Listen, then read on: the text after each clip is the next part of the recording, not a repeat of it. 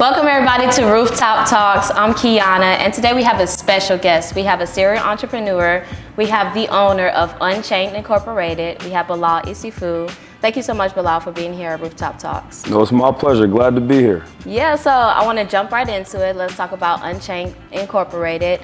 So for those who don't know, Unchained Incorporated is pretty much a pipeline for HBCU students and graduates to be able to get high-profile jobs within Fortune 500 companies, and you are also targeting companies that lack in the diversity department.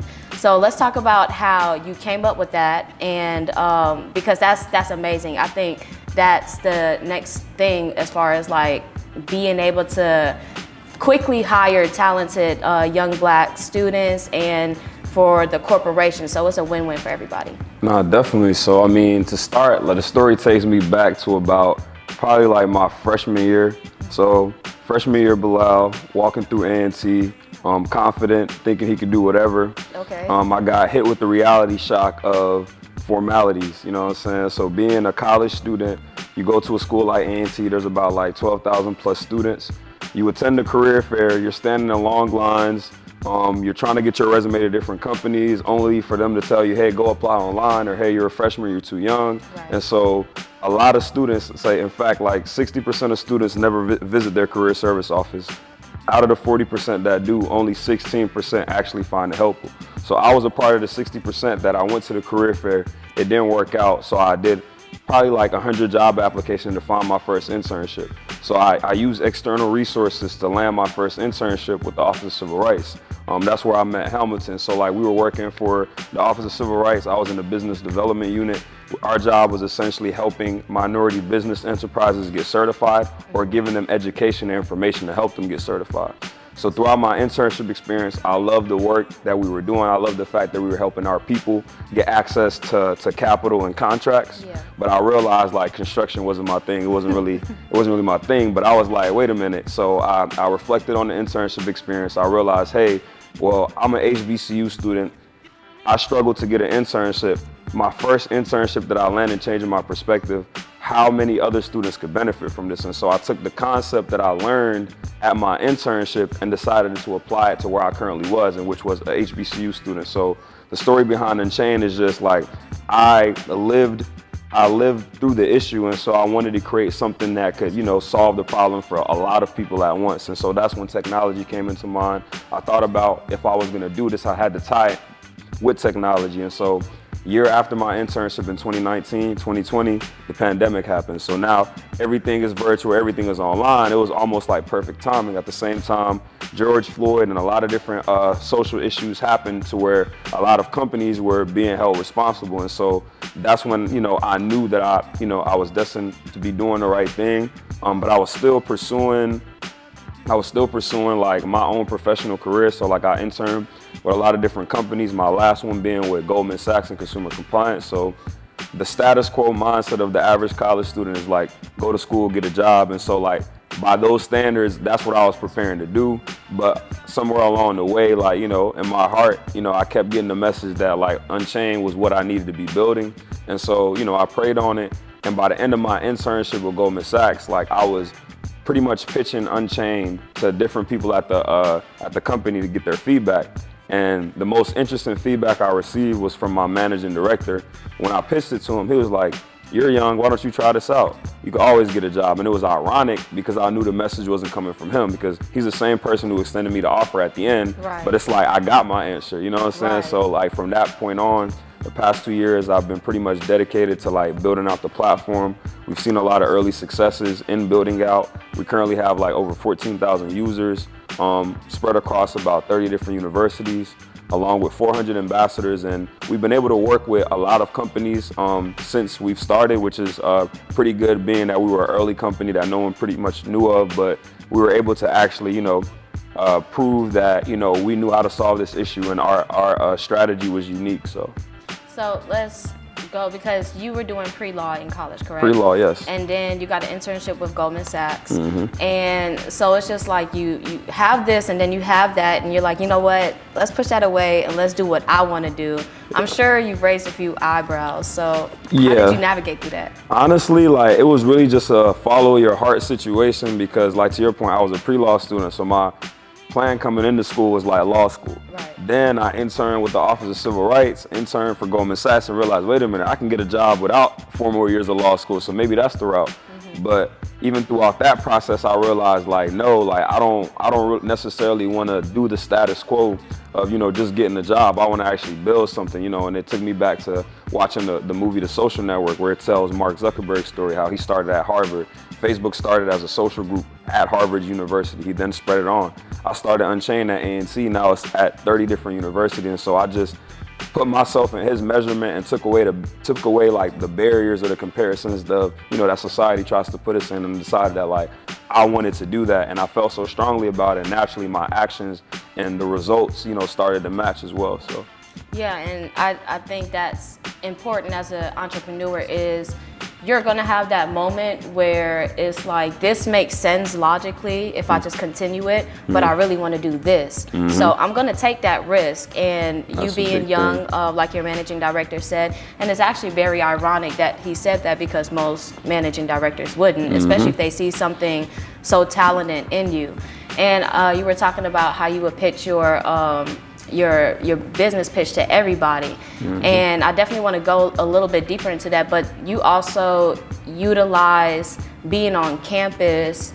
You said that work, being on campus was able to, or you said being on campus, you were able to work on your networking skills, your communication skills, your interpersonal skills. What exactly did you do? Because going to college, you're going to see so many different people anyways. So what did you do different to strengthen those skills?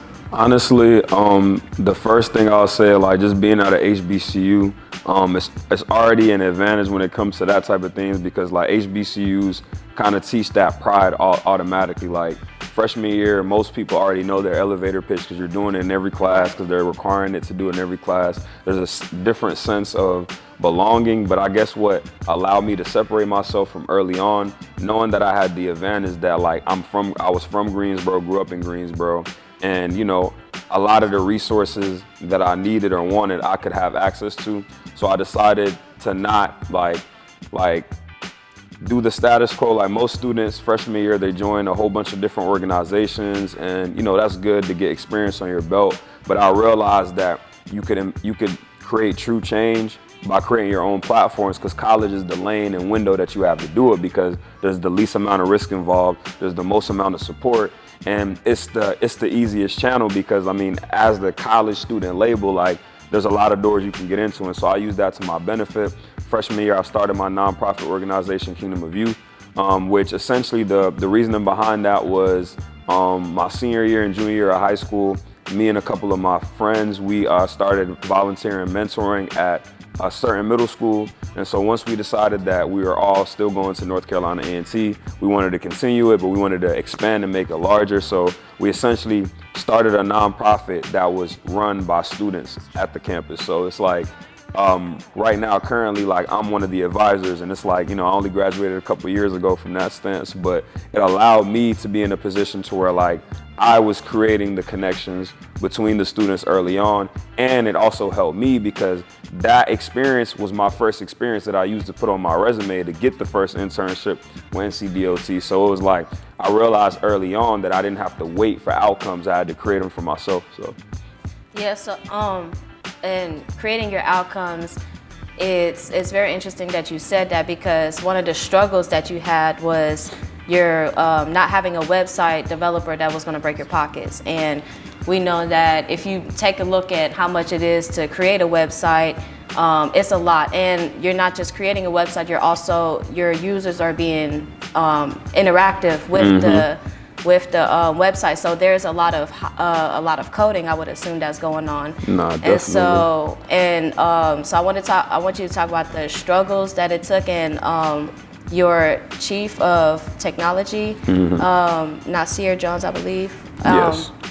And how you guys met, and how you guys were, because I'm assuming that he would have to have some type of trust in you that this business is going to grow if he's going to pretty much just not break your pockets with this. And you had to have trust in him that he knows what he's doing. So I would like for you to talk about that dynamic. So that's actually an interesting story, because it's like our relationship now, it's like I probably talk to him more than my mom. Like we like back to back, but like in college we were in completely different friend groups. Like we probably didn't even talk until like I was doing my thing, he was doing his thing.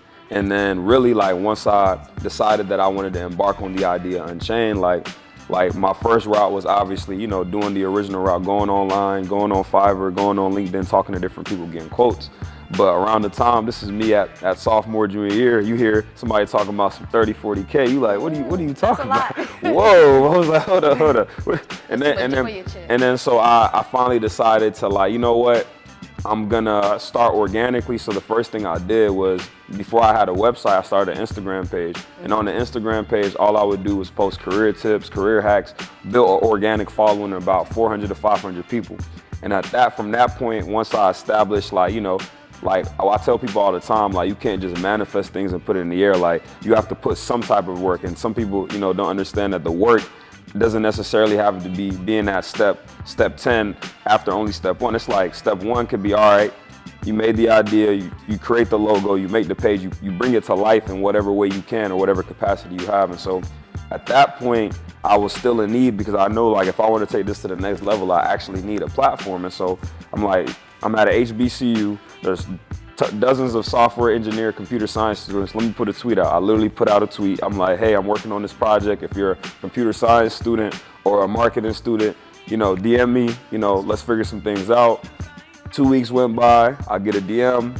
It's Nasir. He's like, yo, I seen your post, you know, open to talking about it. So I gave him a quick pitch of the idea, and then we scheduled some time to meet in person. And essentially, like I said, like, he could see the passion that I had for, you know, what I wanted to do, and he believed in what I was saying then.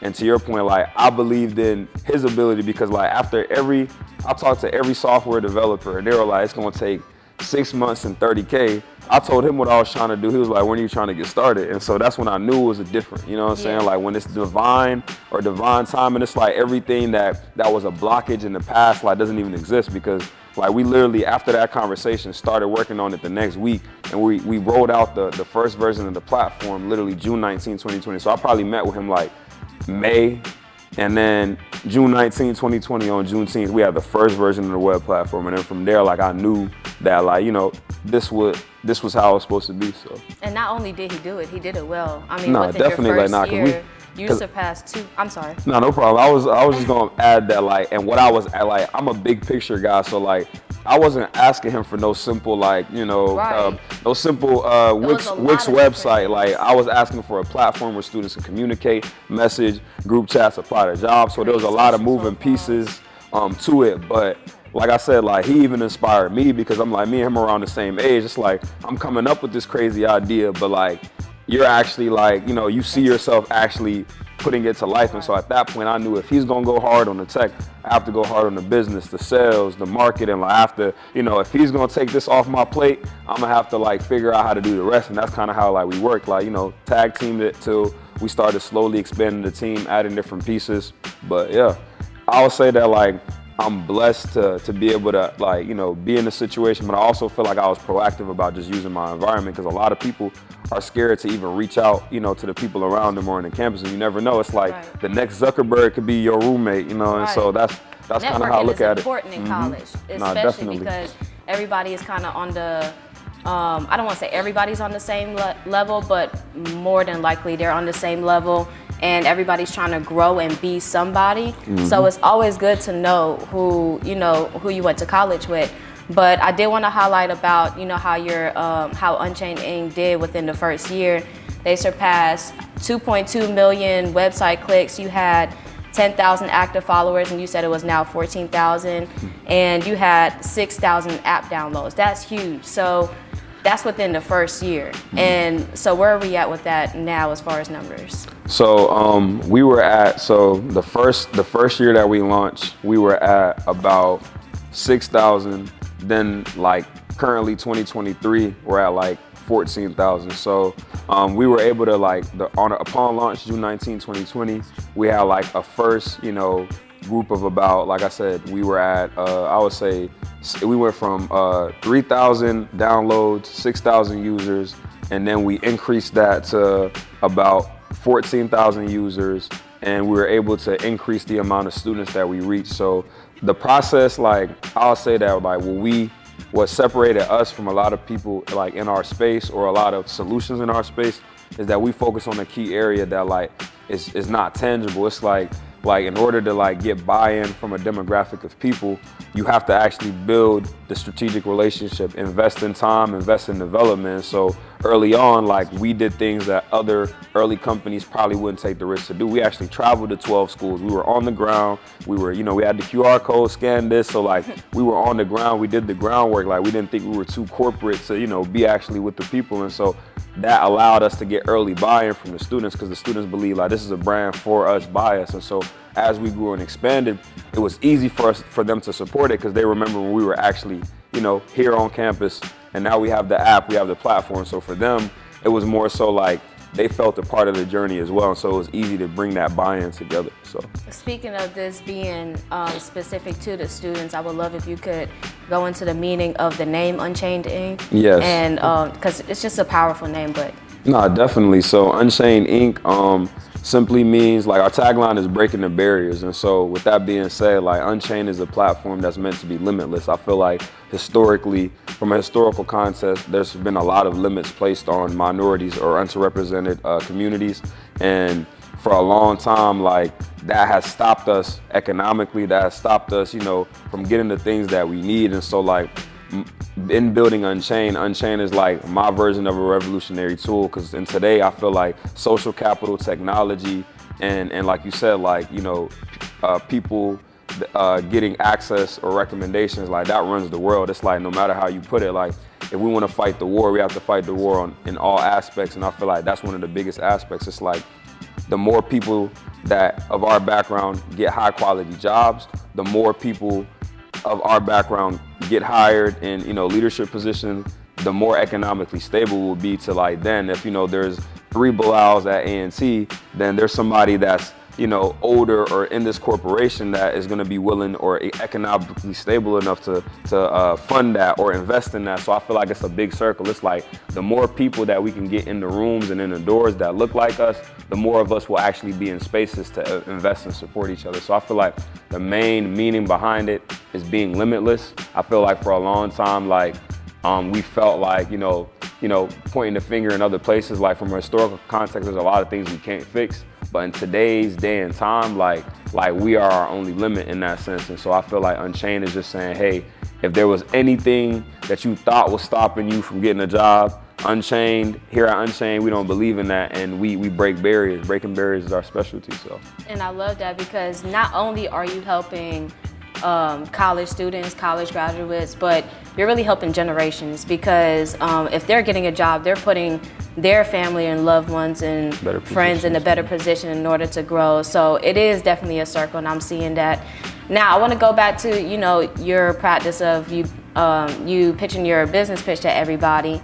So let's talk about Miami, when you were able to, you had your business pitch down perfect, and you met somebody special who is now on your team.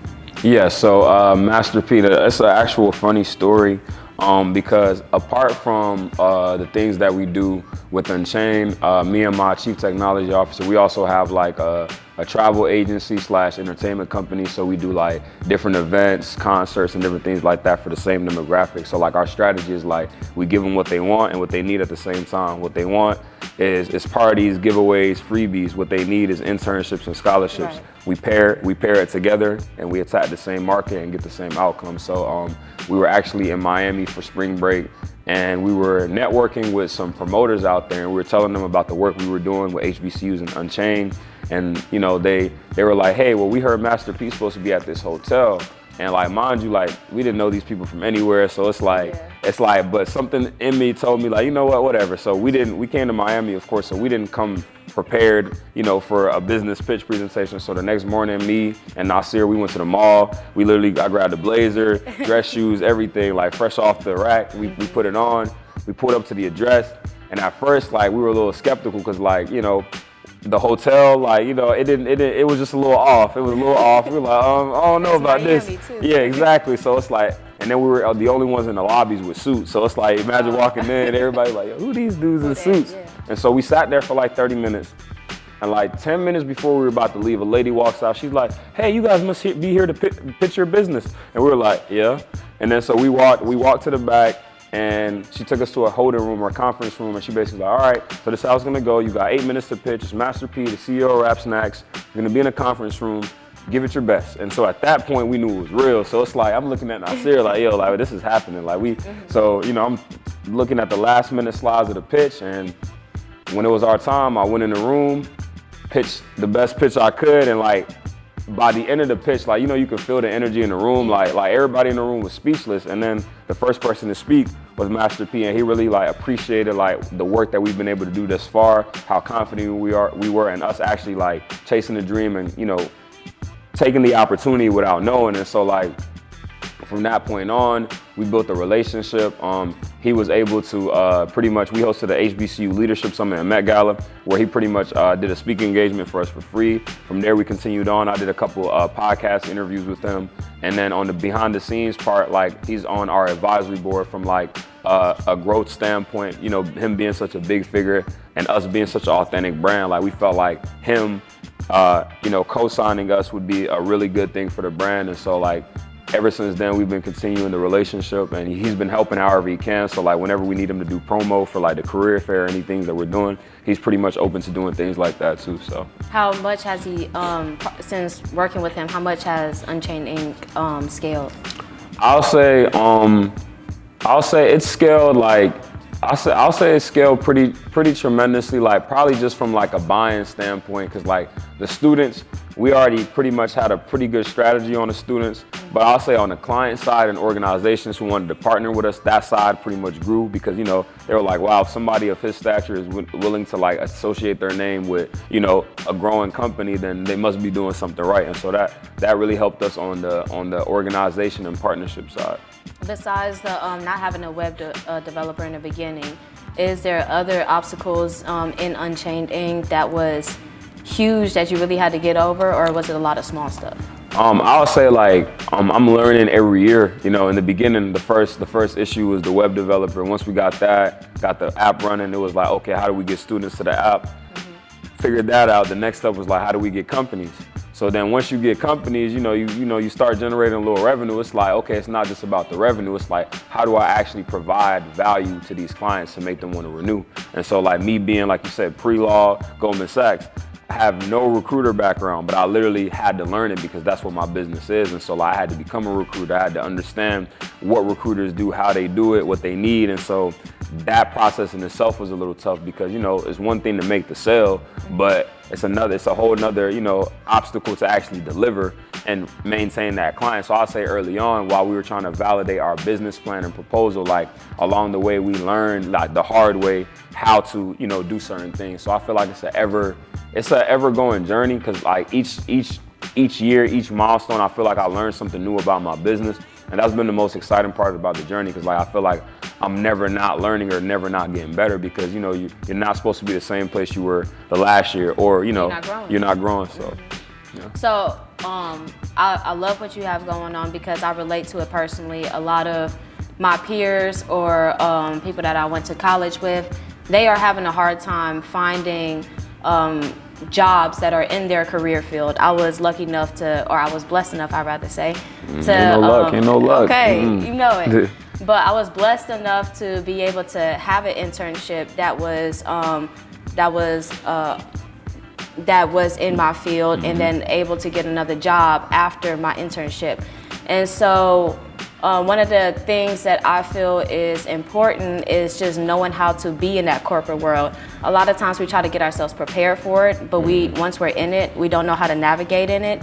So is Unchained, or does Unchained provide different resources to help students perhaps like learn how to negotiate a salary or just how to respond or be in the workplace? Yeah, so a part of Unchained is that, like I mentioned, our 3 focus areas is strategic engagement, development programs, which translates to us getting company and student retention. And so with that being said, like we do offer development through our Scholars Program. Our Scholars Program is basically like an early talent development program where we take a non-interview ready candidate and we essentially provide them with like 3 months of resume prep, interview prep, and then also they have sessions that are hosted by industry professionals in our network where by the end of their period of their program, their resume is up to par, they're interview ready, and they also, like, if they get to the stage of accepting the offer, we also end of their period of their program, their resume is up to par, they're interview ready, and they also, like, if they get to the stage of accepting the offer, we also walk them through it. So, like, imagine Unchained as like external resource or alternative to career services. So it's like, it may not be career services that's on your campus, but it's career services that you have access to because we have a technology platform. So we have career coaches that essentially can help you answer certain questions, schedule time with you to go through your resume and different things like that. So. And that's amazing. I love that because that's something that I wish I had, so that I could have grown a lot faster within my company and just be able to see for just knowing that if this happens, this is how I respond to it. But let's shift it over to mogul mentality. For sure, I would love to talk about your podcast and what the M stands for, what different types of M's you can be chasing, and why you decided that there was a need for that podcast after you've already created Unchained Inc. So I feel like to answer that question starting off is just like, everybody shows you their success, but they never give you the secret sauce. I feel like, like for me, like I want to show people as I'm living it. Like this is like my stories, everything that I'm doing is like a live vlog of as it's happening. So you know it's that close to you. Cause like I feel like business, you are business. Yeah, I don't do business. I am business, and damn sure mean it. So that's the tagline. That tagline actually came from like I feel like as an entrepreneur, you gotta have tough skin, and sometimes tough skin, you gotta create a persona. And it's like for me, creating a persona within business, like, you know, I'm heavily influenced by, like I listen to a lot of Meek Mill, a lot of Jay-Z, a lot of Rick Ross, and one of Jay-Z's sayings was, I'm not a businessman, I'm a businessman. And so I'm like, nah, that's a little too old school for me.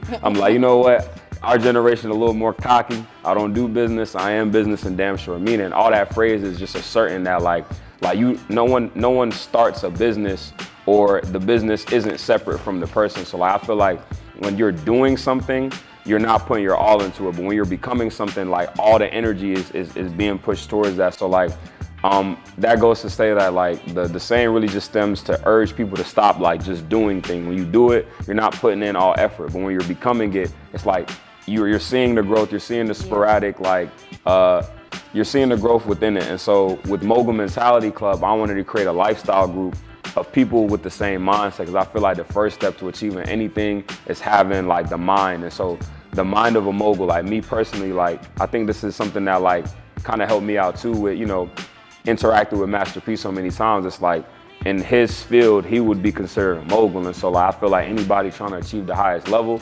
needs to aspire to be a mogul in their field, because that is the highest level. But before you reach it, you got to change your mentality. You got to change the things that, you know, you consume. You got to change, you know, kind of like the people you hang around. And so the M in mogul mentality stands for a lot of different things. Like I said, like for me, it's like finding your M and chasing your M. So everybody has their own specific M. Your M could be you're chasing motivation, you're chasing millions, you're chasing money, you're chasing muscles, you're chasing fitness. So whatever your M is, it's like you have to change your mind to get that M. And so that's what the double M is. The double M is mogul mentality. So whatever M you're chasing, you got to start with your mentality. From your mentality, you got to change your habits. From your habits, you got to change your circle. And then moving forward, you just got to keep going. And you got to believe in things like more than anybody else. Because I feel like when I started Unchained, nobody really understood exactly what I was doing. But now, you know, I'm in situations where like, you know, people are telling me about my business, and I'm just like, wow, like 2 years ago, like I'm posting random stuff. People are like, what is he doing? And so now, like I said, like sometimes it's hard to like be different, you know what I'm saying? Especially being young, it's like you feel like you got to compare yourself to other people's standards of success. But a mogul has, you know, no standard but the standard that he set for him or herself. And so like, that's kind of the whole like vision or mission behind mogul mentality. I didn't want to just keep showing people, oh, Unchained, oh, I'm doing this and that. I wanted to have like a platform to really like show people the real, be authentic, like, you know, show them that like, yo, like just because you see me in a suit, shaking hands, kissing babies, like I'm still in my room grinding. I feel like this. I want to get this money. Like you can do the same thing. And so that's more so like what the platform was built off, just like showing authenticity and giving people like not just the success, but how to get there. So. No, I love that, and I was listening to it, and you talked a lot about vision and your faith, and how when you first started off, a lot of people didn't see where you were going. So that's encouragement that everybody doesn't need to see your vision. Only you need to see your vision. You got to see it the most. But I would love to pivot back to Kingdom of Youth, because you're helping college students, graduate students. You're helping people get the mogul mentality, but you're also helping school-age students. What was one of your favorite experiences? When we did February 1 event, and so like North Carolina A&T is home of like the Greensboro 4, and every year like to celebrate, you know, some of the pioneers of the civil rights movement, like we do a march from A&T to Woolworths, which was one of the places that the Greensboro 4 did their sit-in at. And so essentially we had a group of our middle school students pretty much come to A&T. We gave them a campus tour, and they also marched with us. And so like for me, when I'm thinking about building legacy, it's about building things that transcend your own current reality. And it's like, if I'm not here no more, Unchained is still here, Kingdom of Youth is still here. And I feel like Unchained is trying to solve the problem from the front end, from the corporate side, but Kingdom of Youth is starting at the roots. You know what I'm saying? When they try to misguide our youth or, you know, put different things in the air, they start in the school system, they start in what they put on YouTube ads. So like, I feel like to reverse engineer that, I can't just be focusing on, you know, the ones who've already had their mind made and are about to make future decisions. We got to start, you know, putting the positive influence into them at a young age, so then they can make that connection easier. Because I feel like, although like, you know, there are certain areas I was misguided in when it comes to like the education system, I still had certain people that I remember that said certain things to me that stuck to me and made me who I am. Because, you know, I feel like at the end of the day, like from, you know, the adolescent age or like the youth age, like you're still trying to figure out like who you are, what you're trying to become. And it's hard to like see yourself in a light. Like for example, like I probably would have thought about being a tech entrepreneur way earlier, as if there were more black tech entrepreneurs. Right. Or you're in school and they're telling you, hey, you could be a tech entrepreneur. No, they're like, hey, go to school, get a job, do this. And so I feel like, so I feel like Kingdom of Youth really like is my way of like starting at the root, you know, starting while people are young, and then once they get to college, they still have that support, because I feel like a lot of people lose support somewhere along the way. So. Well, I love what you're doing for all types of people, all different ages, especially for the Black community. Thank you so much, Bilal, for being here on Rooftop Talks. And if you guys love what you saw and you love the content that we're putting out, make sure you like, share, comment, and subscribe. Thank you so much for being on Rooftop Talks, and we'll see you soon. Thank you. Bye.